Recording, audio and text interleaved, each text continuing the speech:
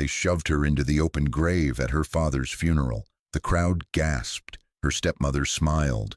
But when the lawyer read the will 30 minutes later, that smile vanished because the girl they tried to bury alive just inherited $7 billion, 3 companies, and the power to destroy everyone who ever hurt her.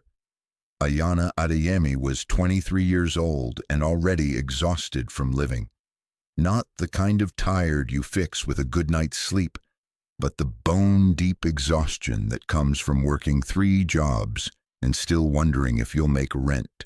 Every morning at 4:30, her alarm screamed in the darkness of her studio apartment in southwest Atlanta, and she dragged herself out of bed to start her shift at Rosie's Diner on Metropolitan Parkway. She served coffee to truckers and construction workers until noon, smiling through the exhaustion, pocketing tips that sometimes added up to enough for groceries. Then she'd rush across town to stock shelves at the Save-A-Lot on Cascade Road, lifting boxes that made her back scream, scanning items until her eyes blurred. And when that shift ended at 6, she had just enough time to grab a gas station sandwich before her night shift.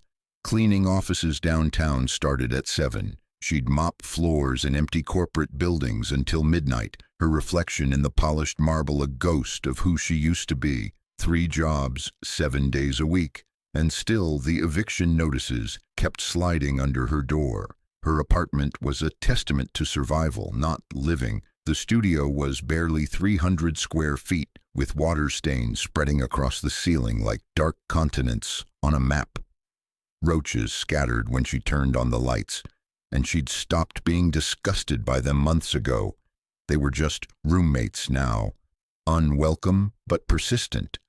Her furniture consisted of a mattress on the floor, a plastic table with 2 mismatched chairs she'd found on the curb, and a microwave that only worked if you hit it just right on the left side. The window air conditioner had died in July, and she couldn't afford to fix it, so she survived Atlanta's brutal summer heat with a $5 fan from the dollar store. Dinner most nights was ramen noodles or whatever she could afford from the dented can discount bin. Her shoes had holes in the soles that she covered with cardboard, replacing the cardboard every few days when it wore through. This was her life. This was all she'd ever known. But it wasn't always supposed to be this way. Ayana had memories, faded and precious, of a time before the poverty. She remembered her mother, Falami, as a woman who always smelled like cocoa butter and vanilla, who sang while she cooked, who made their tiny apartment feel like a palace just by being in it. Falami had worked as a nurse, and even though they never had much money, Ayana never felt poor when her mother was alive. They had each other, and somehow that was enough. But when Ayana was 8 years old, everything shattered.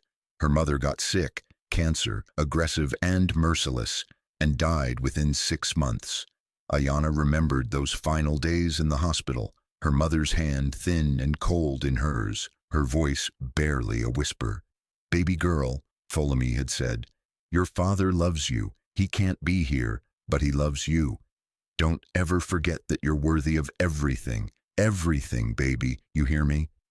Ayana had nodded, not understanding, tears streaming down her face. "Who is he, Mama? Where is he?" But Falami just smiled sadly and closed her eyes. She died the next morning, and Ayana never got her answer. After her mother's death, Ayana went into foster care. She bounced between homes for 10 years, never quite fitting in anywhere, never quite feeling wanted. Some families were kind but overwhelmed. Others were there for the government check and nothing more. She learned early to keep her head down, work hard, and expect nothing from anyone. When she aged out of the system at 18, she was handed a garbage bag with her belongings and a bus pass, and that was it. No family, no support, no safety net, just the city of Atlanta and the grinding reality of trying to survive in it. She'd been surviving ever since, working herself into the ground, living paycheck to paycheck, sometimes not even making it that far. Her mother's words echoed in her mind sometimes. You're worthy of everything. But they felt like a cruel joke. Worthy of what? Worthy of roaches and eviction notices and feet that ached so badly she could barely stand. Ayana had stopped believing in fairy tales a long time ago. That Tuesday in September started like every other day. Ayana finished her morning shift at the diner, her uniform stained with coffee and bacon grease, her tips totaling $23 that she immediately calculated against her bills. Not enough. Never enough. She walked the 6 blocks to her apartment building because she couldn't afford the bus, her feet burning in her broken shoes, the Atlanta heat making her dizzy. When she turned onto her street, she stopped. There was a car parked in front of her building, a sleek black Mercedes with tinted windows, so out of place in her neighborhood it might as well have been a spaceship. People didn't drive cars like that in her part of town. People didn't drive cars like that anywhere near her orbit. She almost walked past it, assuming it was there for someone else, for anyone else. But then the back door opened. A man stepped out, tall and dignified, probably in his 60s, wearing a charcoal gray suit that probably cost more than 3 months of her rent. He was African. She could tell immediately from his features and the careful way he carried himself, and when he spoke, his accent confirmed it. Nigerian, she thought, though she couldn't be sure. "Miss Ayana Adeyemi?" he asked, and her heart lurched, because how did this man know her name? "I'm sorry, who are you, she managed, instinctively taking a step back. He reached into his jacket and pulled out a business card. "My name is Chukwuma Okonkwo. I'm an attorney. I represent the estate of Chinonso Okoro." The names meant nothing to her.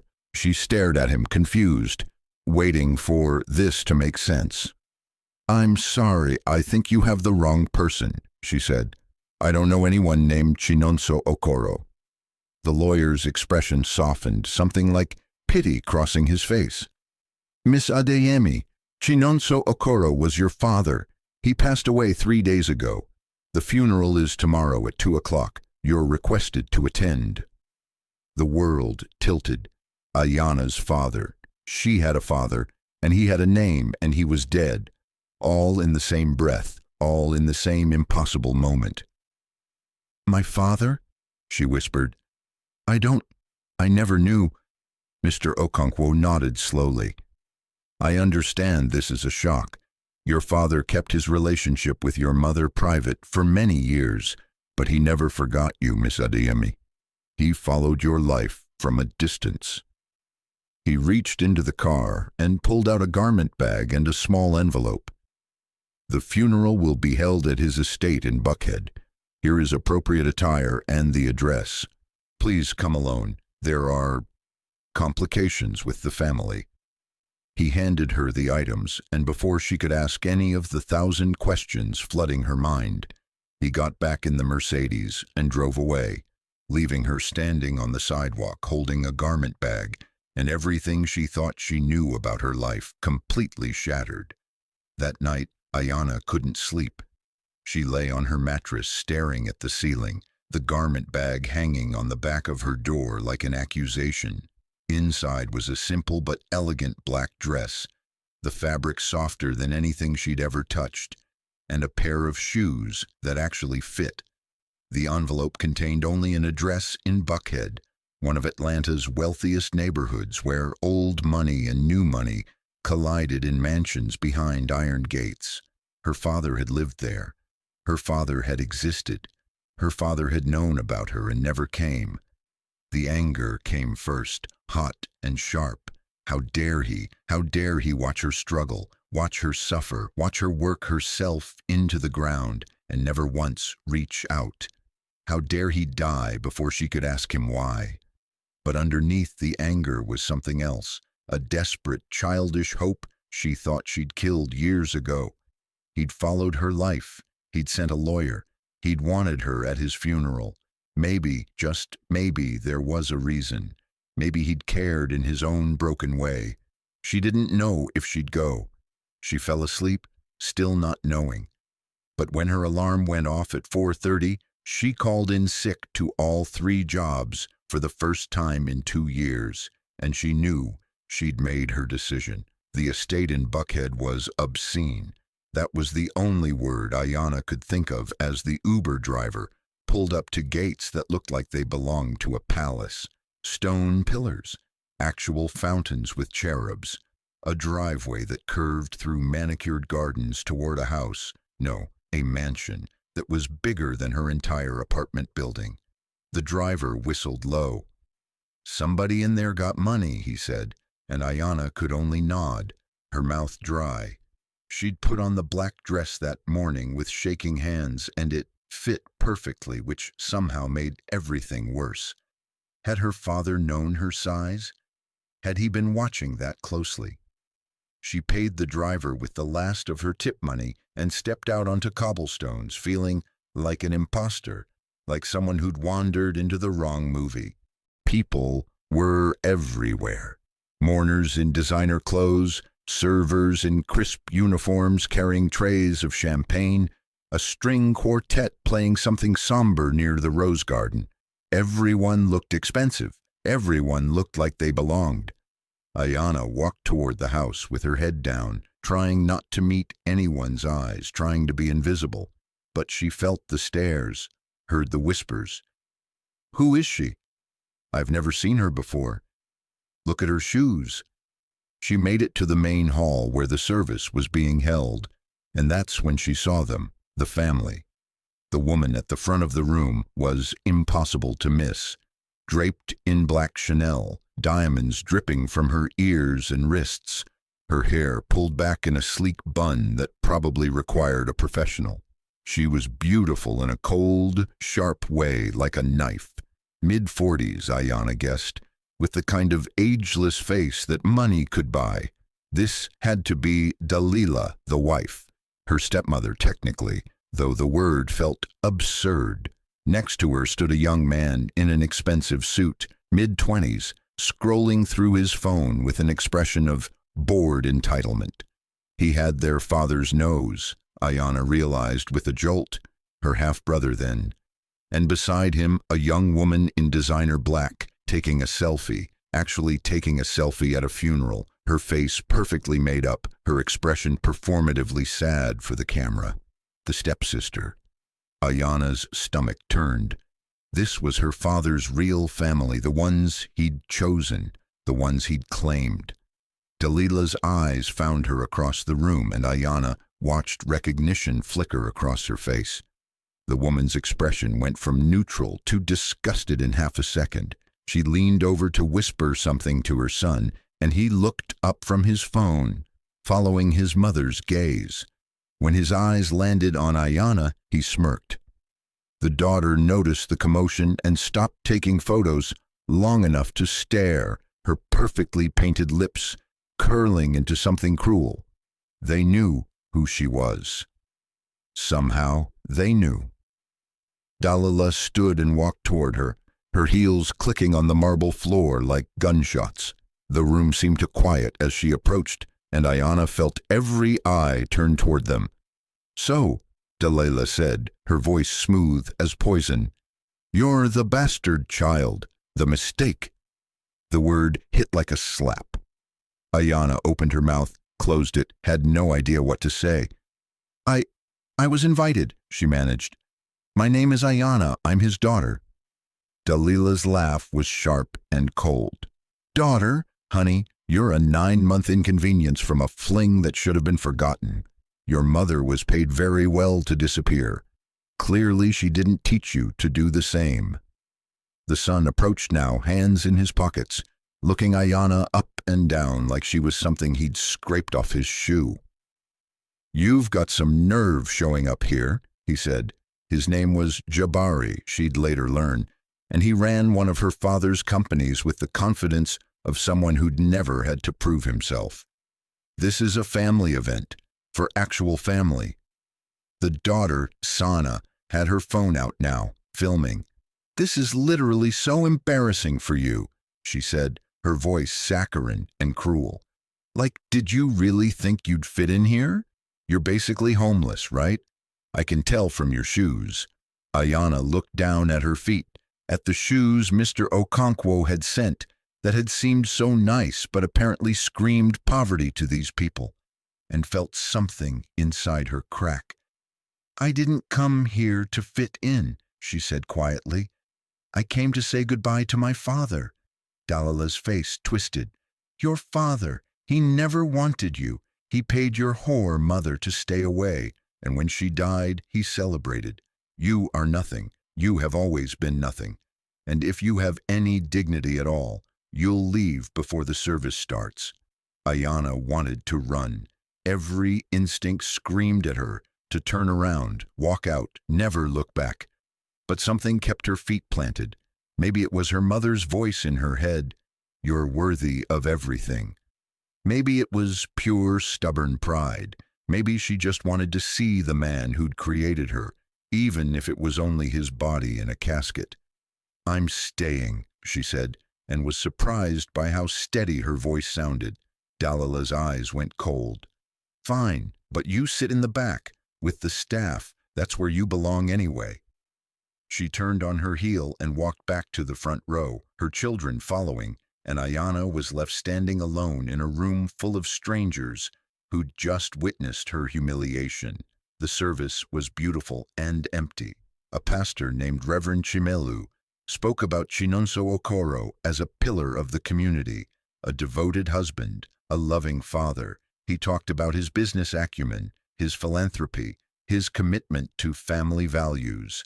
Ayana sat in the last row, squeezed between a woman who worked in the kitchen and a young man in a driver's uniform, and listened to them describe a man she didn't recognize. Dalila gave a speech, dabbing at dry eyes with a handkerchief, talking about their 25 years of marriage, their beautiful children, their perfect life. She never mentioned Ayana, never acknowledged that Chinonso had another daughter. It was like Ayana didn't exist, like her mother hadn't existed, like the love that created her was so shameful it had to be erased from the official narrative. Then Jabari spoke, talking about carrying on his father's legacy as his only son, about the companies he would run, the empire he would build. Ayana felt sick. The service ended and people filed out toward the burial plot, on the edge of the property near a grove of old oak trees. The casket was carried by 6 men in black suits, and Ayana followed at a distance, staying back from the crowd. She didn't belong here, they'd made that clear, but she'd come this far and she needed to see it through. The burial plot was beautiful, a small hill overlooking the estate, with a view of the Atlanta skyline in the distance. The casket was lowered slowly while the pastor said final prayers. Dalila stood at the edge of the grave, flanked by her children accepting condolences like a queen receiving tribute. Ayana stayed 50 feet back behind everyone else, just watching, just saying her own silent goodbye to a man she'd never known. When the prayers ended and people started to drift away, Ayana found herself moving closer. She didn't know why. Maybe she just wanted one moment, 1 second, to stand by her father's grave and pretend she mattered to him. She walked to the edge of the plot, looked down at the casket settling into the earth, and whispered, "I wish I'd known you." That's when Dalila appeared beside her. "You don't belong here," she hissed, her voice low enough that no one else could hear. Ayana turned to face her. "He was my father too," she said, and she heard the desperation in her own voice and hated it. Dalila's face twisted with rage. "You are nothing," she spat. "You will always be nothing." And then she pushed, hard, both hands on Ayana's shoulders, a violent shove that sent her stumbling backward. Ayana's feet hit the edge of the grave, hit nothing but air, and then she was falling, 6 feet down into the open earth beside her father's casket. She landed hard on her side in the dirt. The wind knocked out of her lungs, pain exploding through her shoulder and hip. Above her she heard gasps, screams, someone shouting, "Oh my God!" She looked up and saw Dalila standing at the edge of the grave, looking down at her, and the woman was smiling. Actually, smiling. "Now you're where you belong," Dalila said, loud enough for everyone to hear. "In the dirt with nothing." Ayana couldn't breathe, couldn't move. Dirt was in her mouth, her hair, her eyes. People were shouting now, and she heard footsteps running toward the grave. 2 groundskeepers appeared above her, lowering a ladder, helping her climb out. Her dress was ruined, covered in dirt and grass stains. Her shoulders screamed with pain. Every eye was on her, some shocked, some pitying, some filming on their phones. Dalila stood back, her hand over her mouth in a performance of horror. "It was an accident," she said to the gathering crowd. "She stumbled. I tried to catch her." It was such an obvious lie that Ayana almost laughed. Almost. But she couldn't find her voice. Couldn't find anything except the humiliation burning through her like acid. That's when Mr. Okonkwo appeared, moving through the crowd with purpose. His face was grave, his jaw set. "Everyone," he said, his voice cutting through the murmurs and whispers. "To the library, now. The will reading begins in 5 minutes. This is not optional." Dalila's performance of concern vanished, replaced by a satisfied smile. "Of course," she said. "Let's get this over with." She linked arms with Jabari and Sana and walked toward the house like she was going to collect a prize. Mr. Okonkwo approached Ayana, still standing by the grave, covered in dirt and shame. "Miss Adeyemi," he said gently, "you'll want to be there for this." She looked at him, at his kind eyes, and saw something there, a glimmer of knowledge, of secrets about to be revealed. "Why?" she whispered. "What does it matter? They've made it clear I'm nothing." He smiled, just barely. "Come to the library, you'll see."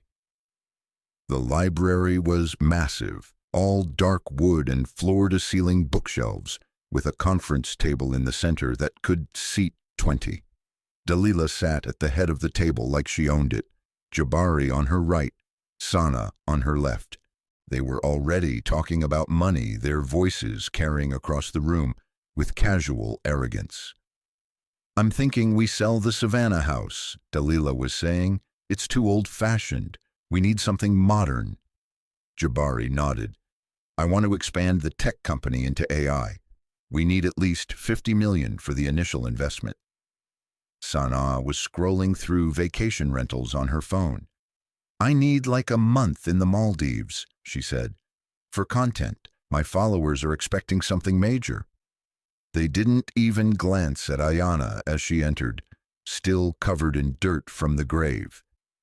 She took a seat at the far end of the table, as far from them as possible, her whole body aching. Mr. Okonkwo stood at the head of the table, a thick manila envelope in his hands. The room gradually quieted as other family members and business associates filed in.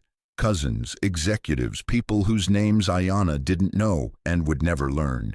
When everyone was seated, Mr. Okonkwo opened the envelope with deliberate care. "This is the last will and testament of Chinonso Okoro," he said, his voice formal and clear, updated and notarized 1 week before his death.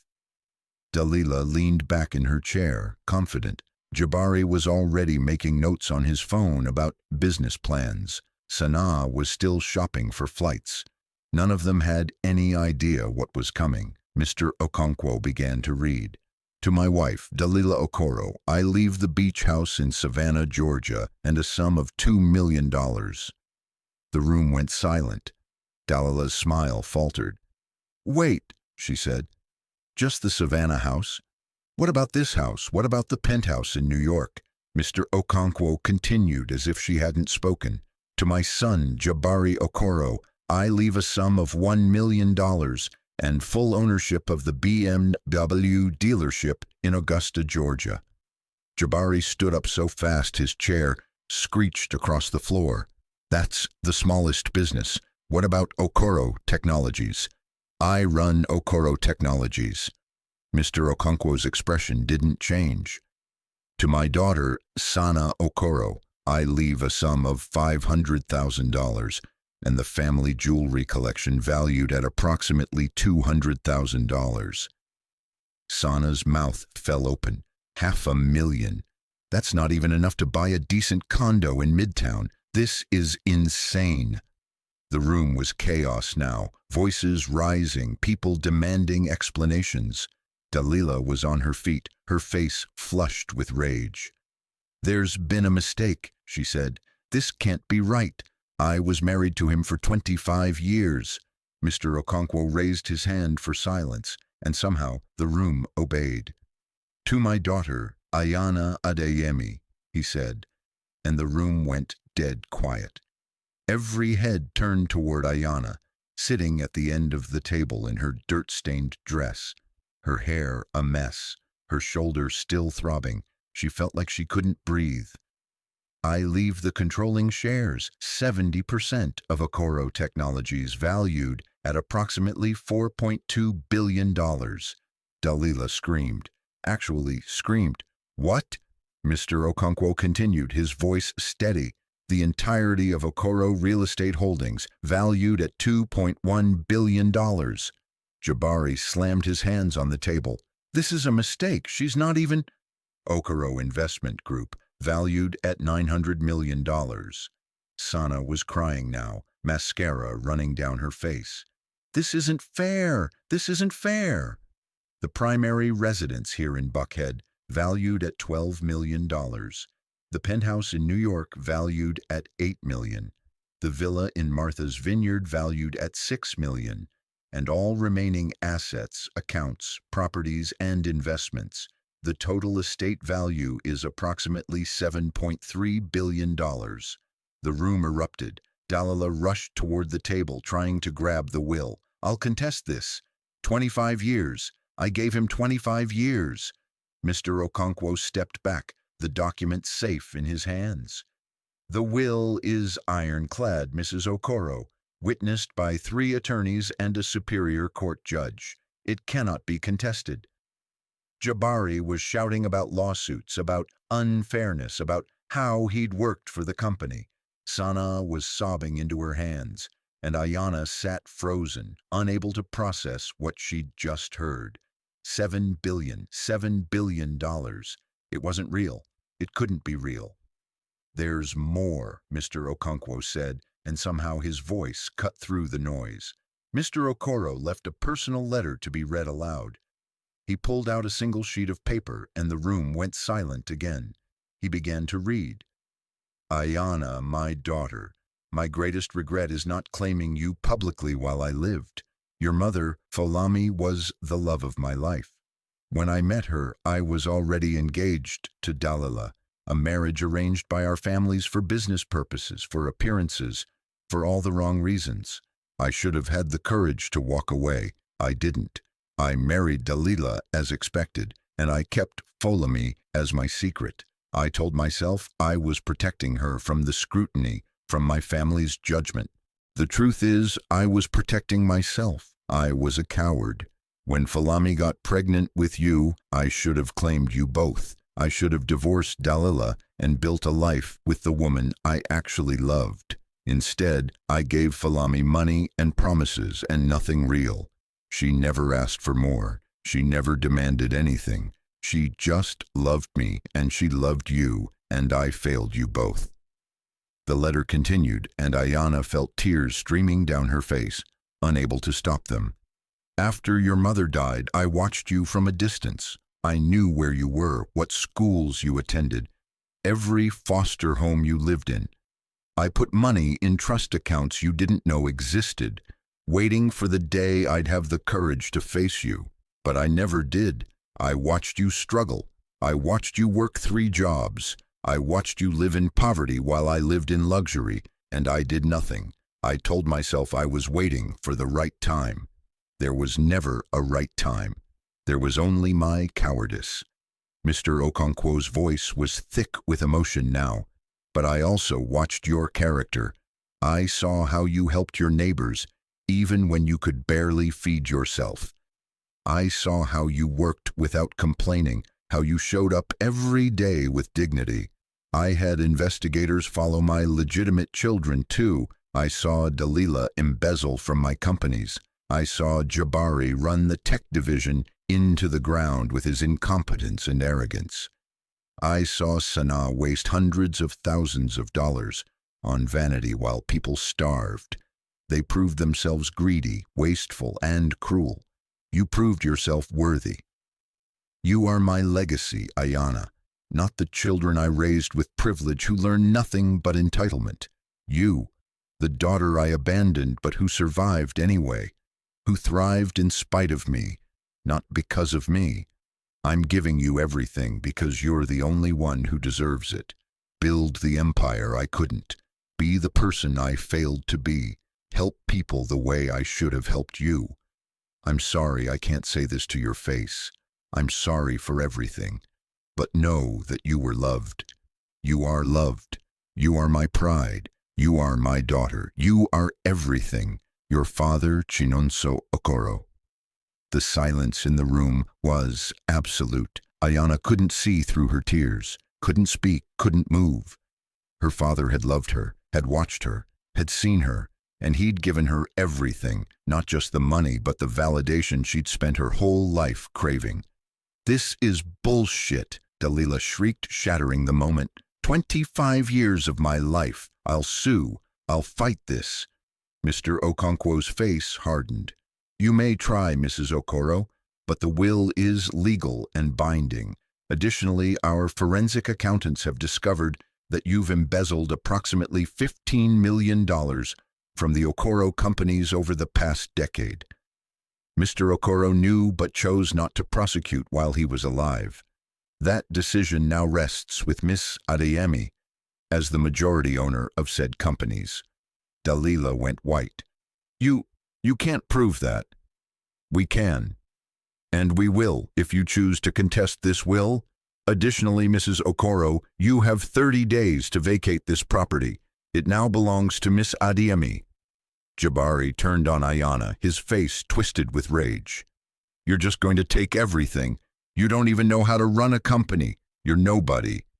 Ayana found her voice. Finally, it came out stronger than she expected. I'm his daughter, and you watched your mother push me into a grave. Jabari faltered. We were upset. We're still family, right? We can work together. No, Ayana said. The word felt good, felt powerful. We're not family. You made that very clear. You're an employee now. Start acting like one. She turned to Mr. Okonkwo. When can we start going through the financials? I want to know everything.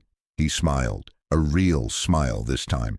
Whenever you're ready, Miss Adeyemi, I'm at your service. Ayana stood, every eye in the room on her, and walked out of the library with her head held high. Behind her, she heard Dalila screaming, Sanaa crying, Jabari demanding lawyers. She didn't look back. The next few weeks were a whirlwind that Ayana barely remembered later. She moved out of her roach-infested studio apartment and into the Buckhead mansion, while Dalila packed her things with venomous efficiency, shooting murderous looks at Ayana whenever their paths crossed. The house was obscene. 12 bedrooms, 9 bathrooms, a home theater, a wine cellar, a pool, a guest house. Ayana spent the first night in the master bedroom, unable to sleep because the bed was too soft, the room too quiet, the reality too impossible. She kept expecting to wake up in her studio, this whole thing revealed as a cruel dream. But morning came, and she was still in the mansion, and Mr. Okonkwo arrived at 8 with 3 accountants and a stack of files 2 feet high. Learning the empire took months.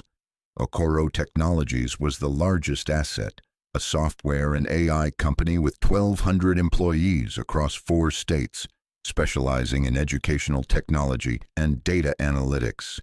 It was worth $4.2 billion on paper, but Mr. Okonkwo warned her that Jabari had been running the innovation division into the ground for 2 years, pursuing flashy projects that looked good in press releases but lost money. Okoro Real Estate Holdings owned commercial properties in 12 states, office buildings, shopping centers, apartment complexes. It was steady, profitable, boring in the best way, And Okoro Investment Group was venture capital, private equity, the kind of high-risk, high-reward investing that had made her father wealthy. Ayana spent 16 hours a day reading reports, attending meetings, learning the language of business. She discovered she had a mind for it, the same analytical skills that had helped her budget $3 dinners now applied to million-dollar deals. She also discovered the rot. Dalila had been embezzling for years, moving money through shell companies, falsifying expense reports, living a luxury lifestyle funded by theft. The evidence was overwhelming. Mr. Okonkwo's forensic accountants had built a case that could send her to prison for a decade. Jabari's division had lost $80 million in the past 18 months on projects he'd greenlit without proper due diligence, projects that benefited his friends and his ego but not the company. And Sanaa had been using corporate credit cards for personal expenses, clothes, trips, dinners, shopping sprees that totaled almost $300,000. The picture was clear. They'd been treating her father's empire as their personal piggy bank, and nobody had stopped them because Chinonso had been too sick and too guilty to care. Ayana called her first board meeting at Okoro Technologies on a Thursday morning, 6 weeks after the funeral. She wore a tailored suit that Mr. Okonkwo had helped her pick out, and she'd practiced her speech 100 times. The boardroom was full of executives who'd worked with her father for decades, men in expensive suits who looked at her with barely concealed skepticism. And at the center of it all sat Jabari, slouched in his chair, scrolling through his phone like he had better places to be. He glanced up when she entered, smirked, and went back to his phone. "Let's make this quick," he said. "I have lunch at 1. Ayana took her seat at the head of the table, her father's seat, and opened her folder. "This won't take long," she said. "Effective immediately, Jabari Okoro is removed from his position as Vice President of Innovation and relieved of all duties with this company." The room exploded. Jabari shot to his feet. "You can't do that. I built that division." "You destroyed that division," Ayana said calmly. She slid a report across the table. $80 million in losses over 18 months, 3 failed product launches, a harassment complaint from a senior engineer that you buried. You're fired. "I'm family," Jabari shouted. "You can't just—" "I'm the majority shareholder," Ayana interrupted. "I absolutely can. Your severance package is $50,000, which is more than generous given your performance. Security will escort you out." She nodded to the 2 security guards standing by the door, and they moved forward. Jabari looked around the table, desperate, looking for allies. Nobody met his eyes. "This is insane," he said, his voice breaking. "I'm calling our lawyers. I'm calling—" "Call whoever you want," Ayana said. "You're still fired. And Jabari? The company card you've been using, it's canceled, effective 5 minutes ago." She watched the realization cross his face. No company card meant no more bottle service, no more dinners, no more pretending to be a big shot on someone else's dime. The security guards took his arms gently but firmly and walked him toward the door. He was shouting the whole way, threats and curses and promises of lawsuits. The door closed behind him, and the room was silent. Ayana turned to the rest of the board. "I'm promoting Kwame Mensah to Vice President of Innovation, effective immediately. He's been doing Jabari's actual work for the past year anyway. Any objections?" She looked around the table. Nobody objected. "Good. Now let's talk about the product roadmap for the next quarter." The meeting continued, and Ayana felt something shift in the room. The skepticism replaced by cautious respect. She'd just fired her own half-brother without hesitation. She'd just proven she wasn't playing games. When the meeting ended, several executives approached to introduce themselves properly, to offer their support, to tell her they were glad she was in charge. And Kwame Mensah, a brilliant Nigerian engineer in his 30s, who'd been passed over for promotion 3 times, shook her hand with tears in his eyes. "Thank you," he said. "You have no idea what this means." Ayana smiled. "Yes, I do. Now let's build something amazing." Dalila's desperation came 2 months later. Ayana was in her office, her father's old office, which she'd redecorated to feel less like a shrine and more like a workspace, when security called. "Ma'am, there's a Dalila Okoro at the gate. She's requesting to speak with you." Ayana closed her eyes. She could have said no.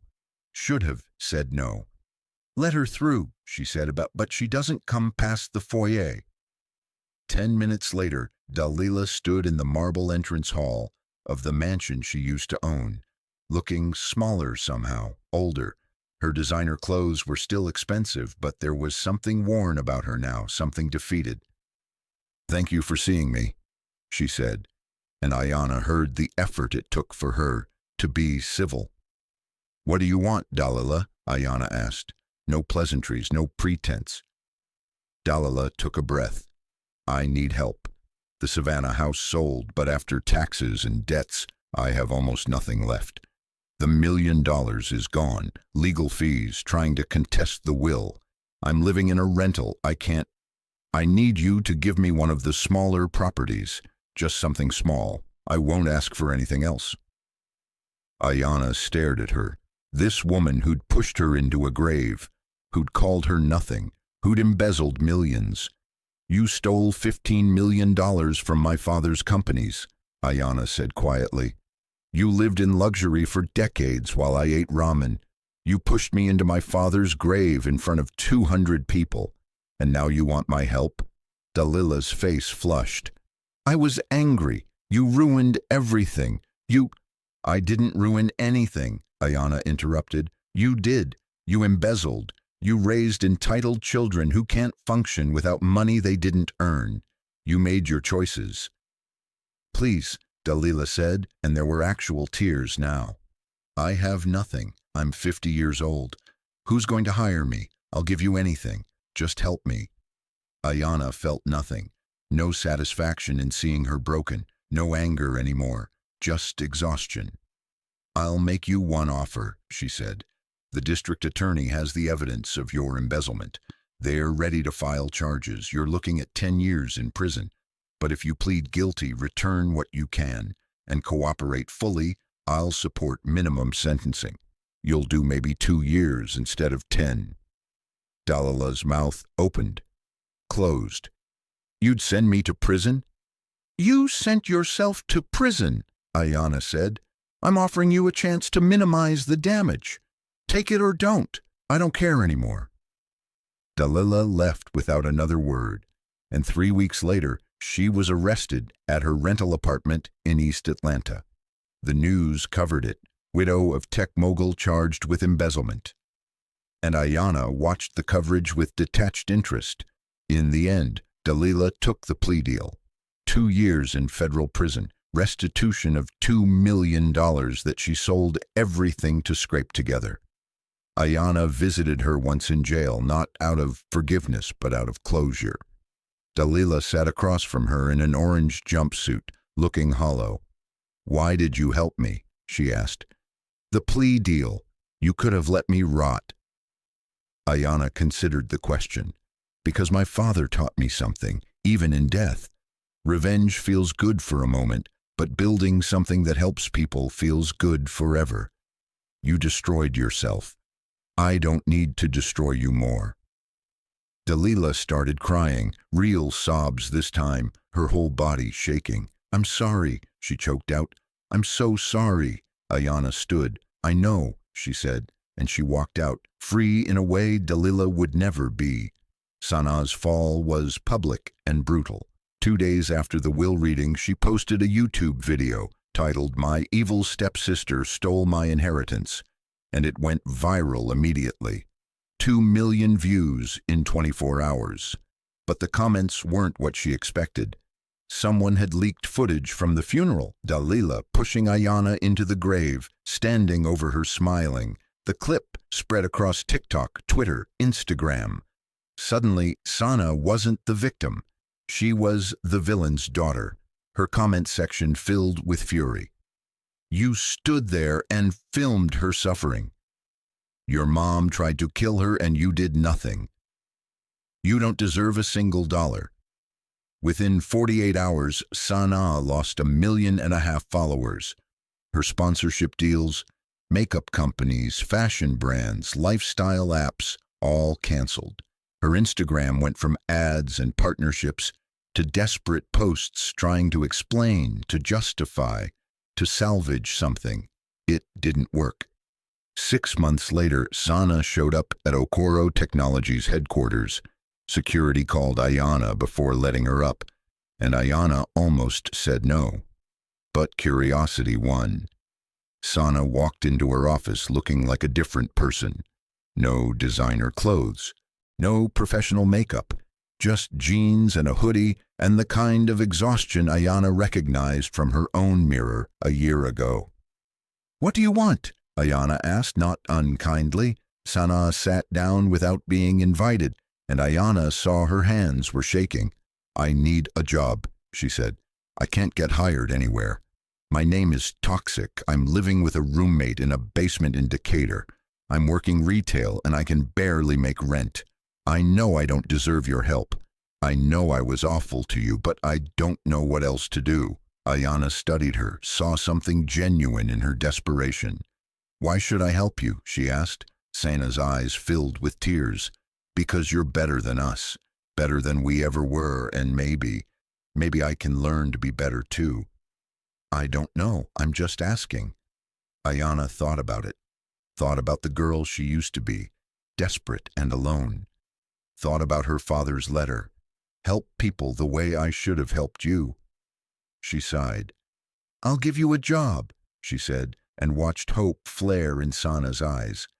Entry level, in the mailroom, $22 an hour. You'll work for it. You'll start at the bottom, and if you complain once, if you act entitled once, you're gone. Understood? Sana nodded frantically. Yes, thank you. I'll work hard, I promise. And Sana, Ayana said as the girl stood to leave, I'm not doing this for you. I'm doing this because I refuse to become the kind of person who kicks people when they're down. Don't make me regret it. Sana left, and Ayana sat back in her chair, wondering if she'd just made a mistake or the right choice.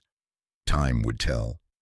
1 year after the funeral, Ayana stood in the ballroom of the Buckhead mansion, her mansion, surrounded by Atlanta's elite.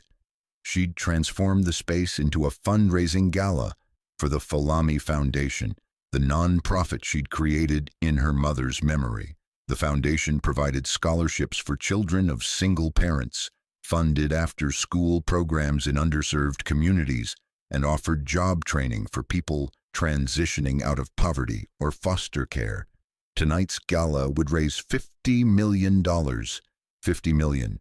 Ayana wore a custom gown in deep purple, her mother's favorite color, and moved through the crowd with a confidence she'd built one terrifying day at a time. She'd learned to navigate this world of wealth and power, but she'd never forgotten where she came from. She still visited her old neighborhood, still talked to the people who'd been her neighbors when she had nothing. The highlight of the evening was her speech. Ayana stood on the stage looking out at 500 faces, politicians, celebrities, business leaders, people who used to ignore her and now courted her favor. She gripped the podium and spoke from her heart. A year ago, she began, I was pushed into a grave, literally. At my father's funeral, my stepmother shoved me into an open grave and told me I belonged in the dirt with nothing. The room went silent. They tried to bury me. But here's what they didn't understand. You can't bury someone who's meant to rise. My father gave me more than money. He gave me proof that your beginning doesn't determine your ending. That the people who hurt you don't get to write your story. You do. She talked about her mother, about growing up in poverty, about foster care and 3 jobs and eviction notices. She talked about inheriting billions and being terrified she'd fail. She talked about the Folami Foundation's first year, 5,000 scholarships awarded, 15 job training centers opened, 3,000 people helped out of poverty and into careers. "We're not charity," she said. "We're investment. We invest in people the world has overlooked. The way my father should have invested in me earlier but eventually did. And we're just getting started." The applause was thunderous. People stood. Some were crying. Afterward, dozens approached her, offering partnerships, donations, support. But the moment that mattered most came at the end of the night. A young woman approached, maybe 19, with nervous eyes and calloused hands. "Miss Adeyemi," she said quietly, "I'm Zainab. I got one of your foundation scholarships. I'm at Georgia Tech now, studying engineering. I wanted to say thank you. I was working 3 jobs like you. I thought I'd never get out. And now," she started crying, "now I'm going to graduate debt-free. You changed my life." Ayana pulled her into a hug, her own eyes wet. "No," she whispered. "You changed your own life. You did the work. I just opened a door. Walk through it and don't look back." When Zainab left, Ayana stood alone in the emptying ballroom and felt something she'd never quite felt before. Purpose. Not just wealth, not just revenge, not just survival. Purpose. The next morning, Ayana drove to the cemetery. She did this every Sunday without fail, her one ritual in a life that had become unrecognizably busy. Her father's grave was on the estate, in the spot where she'd fallen, where they'd tried to bury her spirit along with his body. But now it was peaceful. She'd had gardens planted around it, a bench installed, wind chimes that sang in the breeze. She sat on the bench with a bouquet of white roses and told him about her week, about the foundation's success, about Kwame's promotion to Chief Innovation Officer, about the new AI literacy program they were launching in 50 underserved schools, about Sana, who'd worked her way up to junior assistant in the marketing department and was actually good at her job when she tried. "They tried to bury me here, Dad," she said quietly, touching the headstone. "Right here, in this spot, pushed me into this hole and told me I was nothing." She smiled through tears. "But you know what? You planted me, like a seed. They meant it as an ending, but it was a beginning. Everything grew from here, the empire, the foundation, the person I became." She stood, placed the roses on his grave, and looked out over the estate that used to belong to him, and now belonged to her. In the distance, she could see the Atlanta skyline, the city where she'd struggled and survived, and ultimately triumphed. "I hope I made you proud," she whispered. And in the wind chimes song, in the morning sun, in the empire she'd built and the lives she'd changed, she felt her answer. She had. So that's the story of how a girl they tried to bury alive became the woman who changed everything.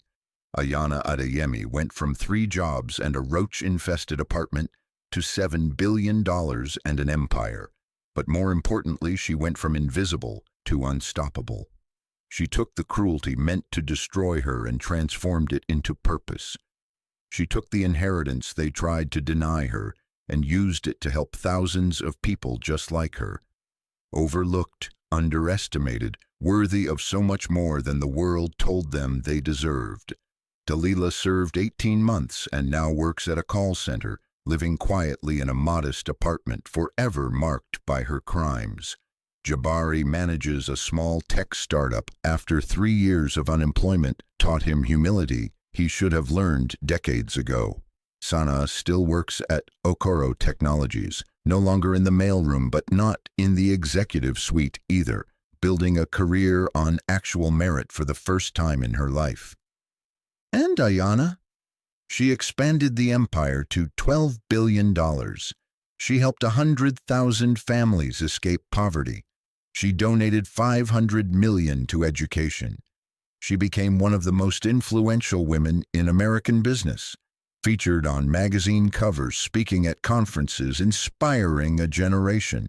But every Sunday, without fail, she sits by her father's grave and remembers who she was before any of this. She remembers the girl who worked 3 jobs, who ate ramen, who had holes in her shoes, because that girl is still inside her, and that girl is the reason she'll never forget what matters. If this story moved you, if it inspired you, if it reminded you that your current situation doesn't determine your destination, do me a favor. Hit that subscribe button right now. Smash that like button. Drop a comment telling me what part of Ayana's story hit you the hardest. Share this video with someone who needs to hear that they're worthy of everything, even when the world tells them they're nothing. We've got more incredible stories coming your way. Stories of underdogs who became champions, of justice that finally arrived, of people who rose from the ashes stronger than anyone imagined. You don't want to miss what's next. Until then, remember, they can push you down, but they can't keep you there. Not if you refuse to stay buried. I'll see you in the next one.